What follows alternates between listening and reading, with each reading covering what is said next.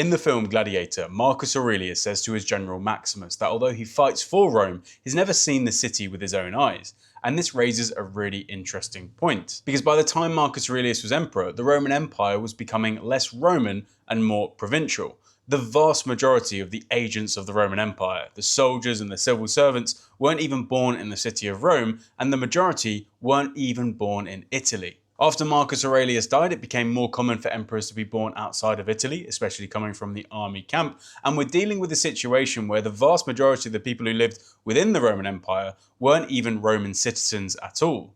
This did all change, however, in 212 AD, when the Roman Emperor Caracalla decided to make every freeborn inhabitant of the Roman Empire a full-blown Roman citizenship, and this had far-reaching consequences. Some of them were intentional, some of them were unintentional.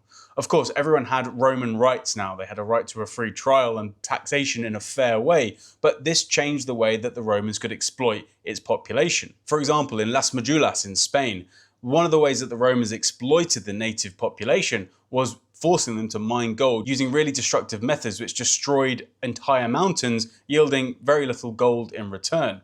But as soon as these people became Roman citizens, they had rights to pay taxes in fair ways, so the Romans couldn't compel them to do this anymore. So this whole mining operation that literally moved mountains stopped because everyone was made a Roman citizen. I am only talking about the freeborn inhabitants, however. The slaves were not all emancipated and weren't given Roman rights. It gave most people who lived within the borders of the Roman Empire a sense of shared identity and contrasted them with the barbarians who lived outside of the borders who were not Roman citizens by any means. It did, however, make Roman citizenship for these barbarians more lucrative and arguably increased the invasions that were coming across from European Barbaricum. That's the part of Europe where the Romans hadn't conquered.